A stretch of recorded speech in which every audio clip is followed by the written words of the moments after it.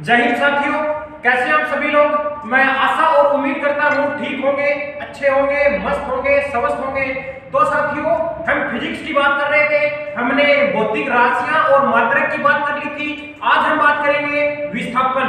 देखो, पहले मैं बात करूं विस्थापन की। अब देखो विस्थापन क्या होता है। देखो, आप कहां से चले भाई, आप अपने घर से चले कितने किलोमीटर, 10 किलोमीटर। आप अपने घर से चले यहां तक कितने किलोमीटर, 10 किलोमीटर। फिर आप चले यहां तक कितने किलोमीटर, 5 किलोमीटर। और फिर यहां से चले आप कितने किलोमीटर, 10 किलोमीटर। आपसे अगर कोई पूछे अब कि यहां टोटल दूरी कितनी हो गई भाई, तो मैं बात करूं यहाँ पे दूरी की, तो 10, 5, 15 और 10 25 किलोमीटर। कितनी भाई, 25। अगर दूरी की बात हुई तो यहाँ पे मैं बात करूं पहले बाद में कि विस्थापन कितना हो गया यहाँ पे। तो विस्थापन क्या है भाई, विस्थापन देखो यहाँ तक लेके कितनी दूरी हुई है, 5 किलोमीटर। तो मैं बात करूं यहाँ पे 5 किलोमीटर। विस्थापन कितना भाई, 5 किलोमीटर। अब देखो विस्थापन की यहाँ से परिभाषा क्या होगी कि भाई अंतिम बिंदु से प्रारंभिक बिंदु के सीधी जो बीच की दूरी है वो क्या कहलाती है, विस्थापन कहलाती है। अब देखो आगे मैं बात करूं कि अब पूछे कि दूरी कितनी है, तो 10 है, 10 20 है, 5 25 है, 5 है 30। अब यहाँ पे दूरी की, अब दूरी पूछे आपको तो कितनी भाई, 30 किलोमीटर। और विस्थापन कितना भाई, विस्थापन तो अब शून्य है, अब क्या होगा, शून्य। अब देखो परिभाषा क्या है कि अंतिम बिंदु से लेकर प्रारंभिक बिंदु के बीच की जो दूरी है वो क्या कहलाती है, विस्थापन कहलाती है। आपसे पूछे कि मैं बात करूं यहाँ पे कि दूरी कभी भी क्या नहीं होती भाई, दूरी कभी भी शून्य नहीं होती। क्या नहीं होती, शून्य नहीं होती। दूरी कभी भी क्या नहीं होती, शून्य नहीं होती, क्योंकि दूरी कितनी यहाँ पे 30 किलोमीटर और विस्थापन कितना है, 0।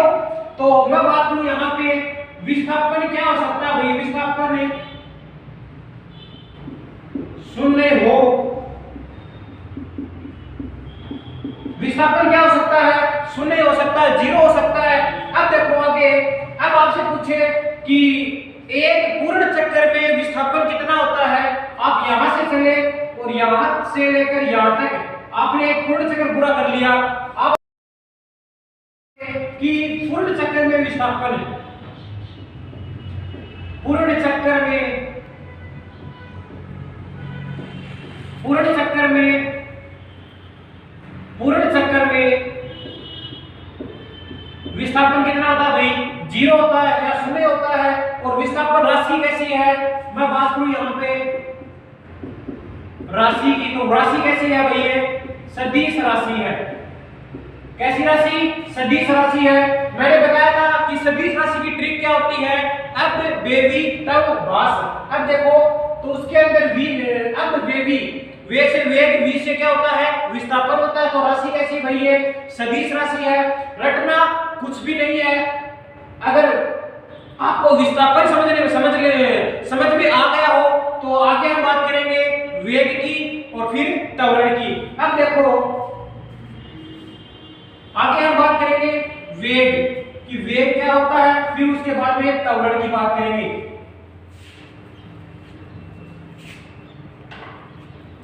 अब देखो पहले मैं बात करूं वेग की, किसकी भाई, वेग। अब देखो वेग बराबर क्या होता है, वेग बराबर विस्थापन बट्टे, वेग बराबर क्या होता है, विस्थापन बट्टे समय होता है। अब वेग की आपको परिभाषा पूछे तो भाई समय के सापेक्ष किसमें परिवर्तन है, विस्थापन में परिवर्तन क्या कहलाता है, वेग कहलाता है। और वेग का मात्रक की मैं बात करूं यहाँ पे, मात्रक। अब देखो मात्रक की मैं बात करूं तो विस्थापन का मात्रक क्या होता है, मीटर होता है। दूरी का मात्रक भी मीटर होता है और समय का मात्रक सेकंड होता है। तो विस्थापन का मात्रक क्या होता है, मीटर होता है और समय का मात्रक सेकंड होता है। तो मैं बात करूं यहाँ पे मात्रक क्या हो जाएगा, वेग का मात्रक क्या होता है, मीटर बटे सेकंड। किसका मात्रक, वेग का मात्रक। फिर मैं बात करूं यहाँ पे कि जो वेग है वो कौन सी राशि भैया, वो है सदिश राशि। कौन सी राशि, सदिश राशि है। फिर मैं वेग की बात करूं यहाँ पे कि परिभाषा की बात करूं मैं कि वेग की परिभाषा क्या होगी, समय के सापेक्ष विस्थापन में परिवर्तन की दर क्या कहलाती है, वेग कहलाती है। कोई परिभाषा कोई इंपॉर्टेंट नहीं है। वेग का आपको मात्रक ध्यान में रखना, मात्रक क्या होता है, मीटर बटे सेकंड मात्रक होता है। और राशि कैसी होती है, सदिश राशि होती है। आगे हम बात करेंगे त्वरण की। आगे मैं बात करूं त्वरण। अब देखो त्वरण बराबर क्या होता है, त्वरण बराबर होता है वेग बटे समय, वेग बटे समय। फिर मैं बात करूं त्वरण का मात्रक क्या होता है, तो अब देखो वेग का मात्रक क्या होता है, मीटर होता है। मीटर बटे समय का मात्रक सेकंड, तो क्या हो जाएगा मीटर बटे सेकंड स्क्वायर। किसका मात्रक होता है भाई, त्वरण का मात्रक होता है। अब देखो परिभाषा क्या होगी, वेग में परिवर्तन की दर क्या कहलाती है, त्वरण कहलाती है। ठीक बात है। अब भाई त्वरण राशि कैसी है भैया, राशि है सदिश राशि। त्वरण कैसी राशि है, सदिश राशि। ठीक बात है। अब देखो क्वेश्चन आता है, मुक्त रूप से गिरती हुई वस्तु का मान क्या रहता है, नियत रहता है। मैं एक लाइन लिख रहा हूं कि मुक्त रूप से गिरती हुई वस्तु का मान नियत रहता है। मुक्त रूप से गिरती वस्तु का, गिरती वस्तु का मान क्या रहता है भाई, नियत मान नियत रहता है, जिसको इंग्लिश में कांस्टेंट बोलते हैं। ठीक बात है। अब हमने बात कर ली वेग, विस्थापन की बात कर ली, वेग की बात कर ली और त्वरण की बात कर ली। अब आगे बात करेंगे दूरी की। आगे हम बात करेंगे दूरी।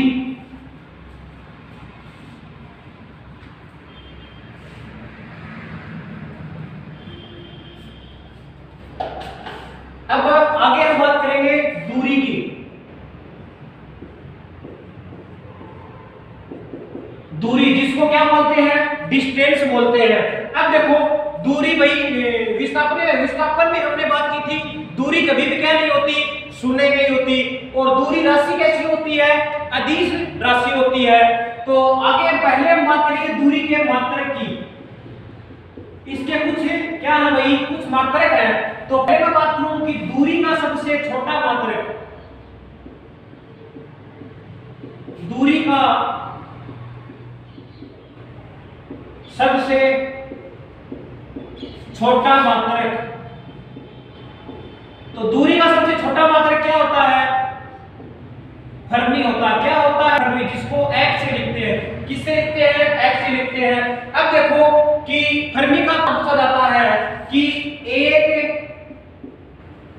फर्मी मीटर बराबर कितने मीटर होते हैं, बताओ कितने मीटर होते हैं, 10 की पावर माइनस 15 मीटर होते हैं। कितने मीटर भाई, एक फर्मी मीटर बराबर कितने मीटर होते हैं, 10 की पावर माइनस 15 मीटर है। ठीक बात है।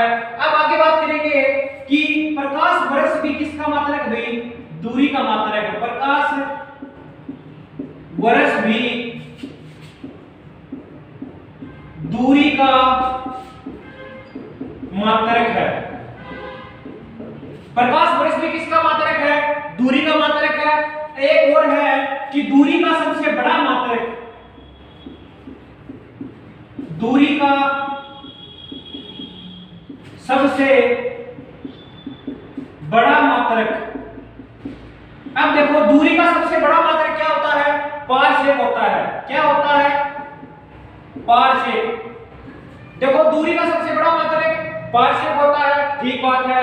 एक मात्रक और आता है, उसका नाम है खगोलीय।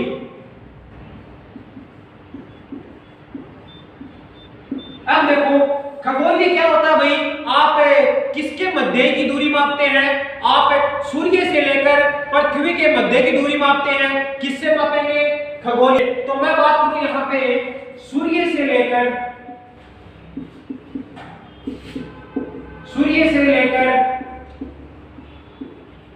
पृथ्वी के पृथ्वी के मध्य की बीच की दूरी, मध्य के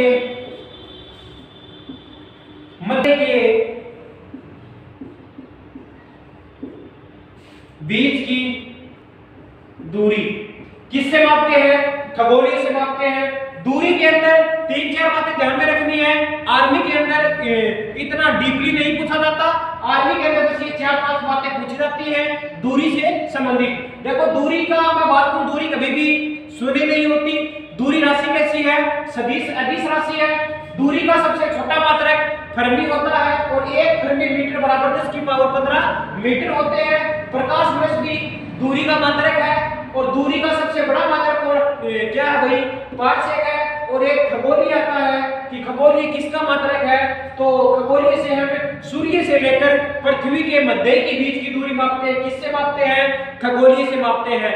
तो आगे हम बात करेंगे, जिसको स्क्रीनशॉट लेना वो स्क्रीनशॉट ले लें। आगे हम बात करेंगे दाब की, प्रेशर।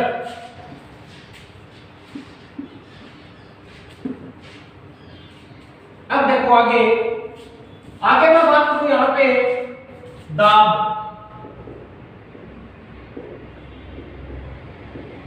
आगे हम बात करेंगे दाब की यानी प्रेशर। अब देखो दाब बराबर क्या होता है, P बराबर F बटे A होता है। क्या होता है, F बटे A होता है। P क्या हो जाएगा यहाँ पे, P भैया दाब होता है। F क्या होता है, फोर्स यानी बल होता है। और A क्या होता है, A यानी क्षेत्रफल होता है।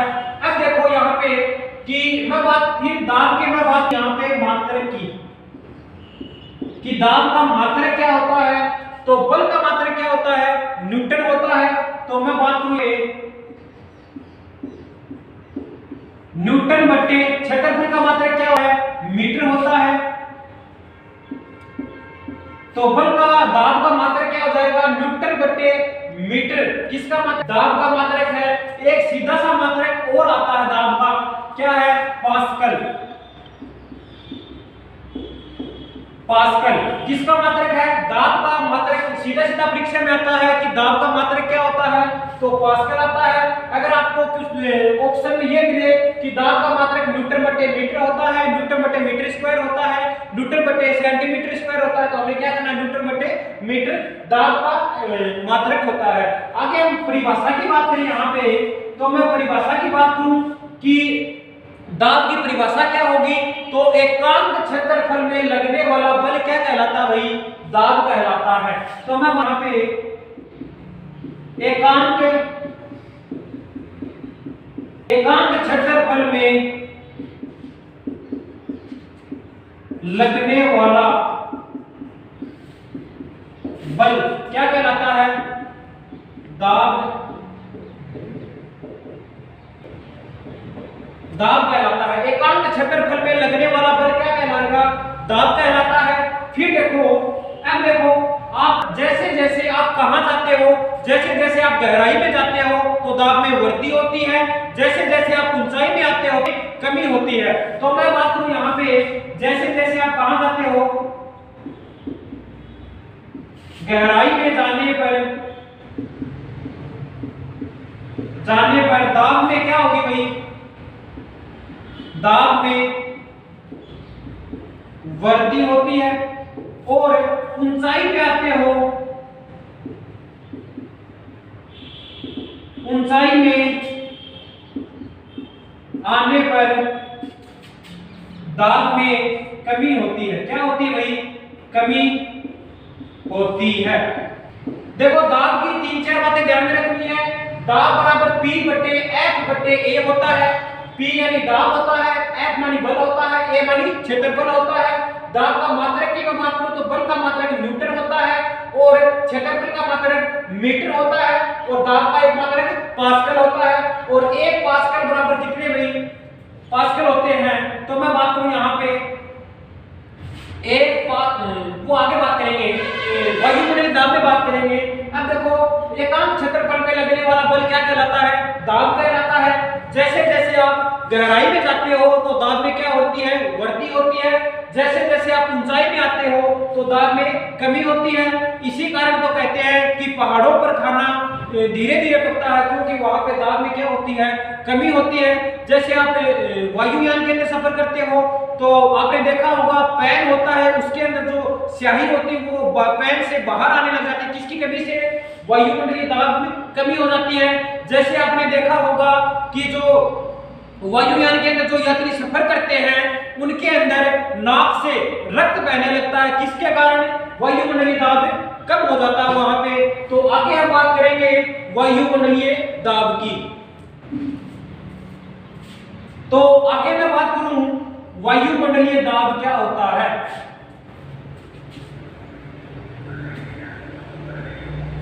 आगे हम बात करेंगे वायुमंडलीय दाब क्या होता है।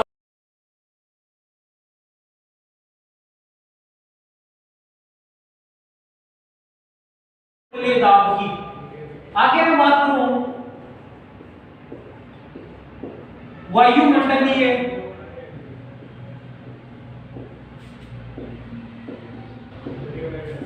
आगे हम बात करेंगे वायुमंडलीय दाब की। अब देखो परिभाषा क्या होगी वायुमंडलीय दाब की, कोई इंपॉर्टेंट नहीं है। जो दाब वायुमंडल के द्वारा लगता है उसे क्या कहते हैं, वायुमंडलीय दाब कहते हैं। इसका जो इंपॉर्टेंट है उसका है मात्रक। तो मैं बात करूं वायुमंडलीय दाब का मात्रक क्या होता है। मात्रक क्या होता है इसका, बार होता है। क्या होता है, बार होता है। और एक बार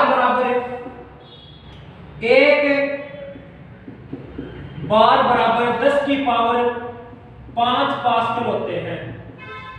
कितने पास्कल होते हैं भाई, एक बार बराबर 10 की पावर 5 पास्कल होते हैं।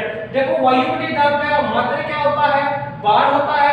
एक बार बराबर 10 की पावर 5 पास्कल होते हैं। अब देखो आगे हम बात करेंगे कि वायुमंडलीय दाब में पहाड़ों पर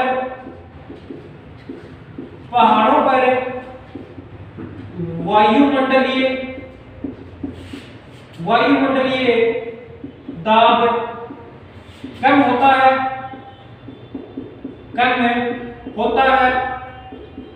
इसी कारण पहाड़ों पर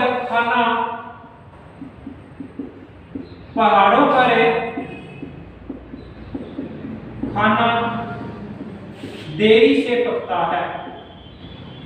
देरी से देखो कि पहाड़ों पर वायुमंडलीय दाब क्या होता है, कम होता है। इसी कारण पहाड़ों पर खाना है वो देरी से पकता है। आगे हम बात करेंगे कि जो सर्वाधिक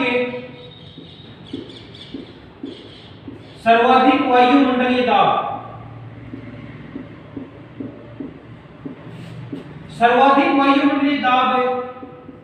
बताओ कहां होता है। सर्वाधिक वायुमंडलीय दाब समुद्र तल पर होता है। कहां होता है, तो मैं बात करूं यहां पे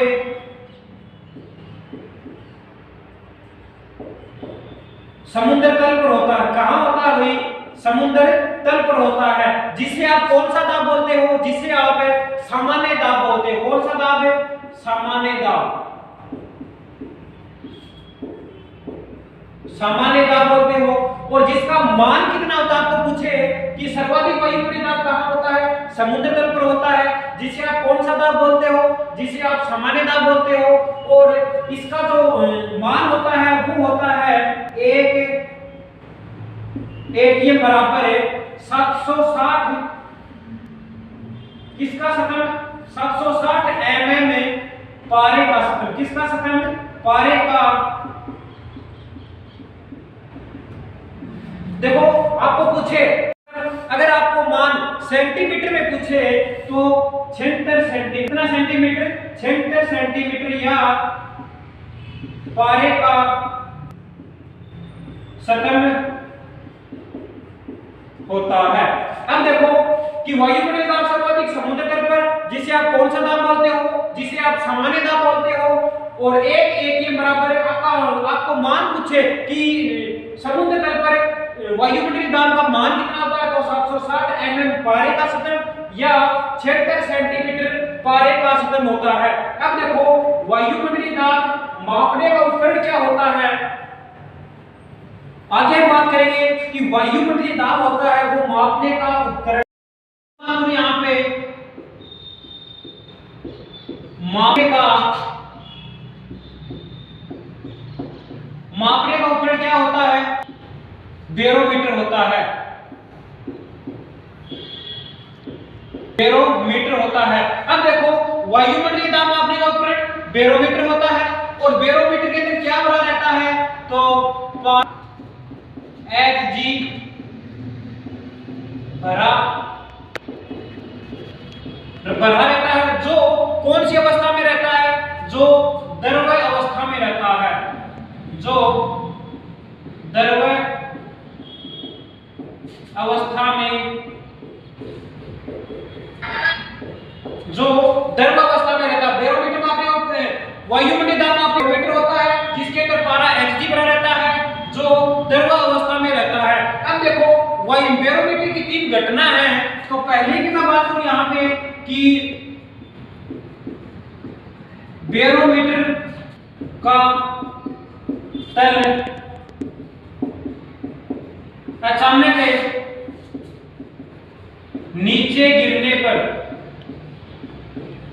अचानक नीचे गिरने पर क्या होगा भाई, आंधी तूफान आता है,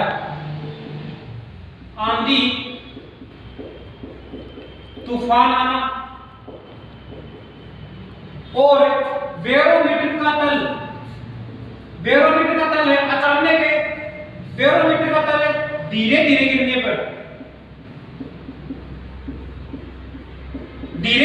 पर, वर्षा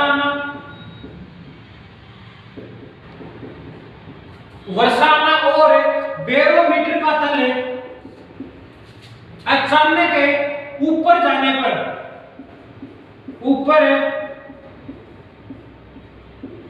ऊपर जाने पर क्या होगा भाई, मौसम साफ होना। अब देखो वायुमंडलीय दाब मापने का उपकरण बैरोमीटर के अंदर पारा Hg भरा रहता है जो द्रव अवस्था में होता है। और बैरोमीटर की तीन घटना है कि बैरोमीटर का तल अचानक नीचे गिरने पर आंधी तूफान आना, बैरोमीटर का तल धीरे धीरे गिरने पर वर्षा आना और बैरोमीटर का तल ऊपर जाने पर मौसम साफ होता है।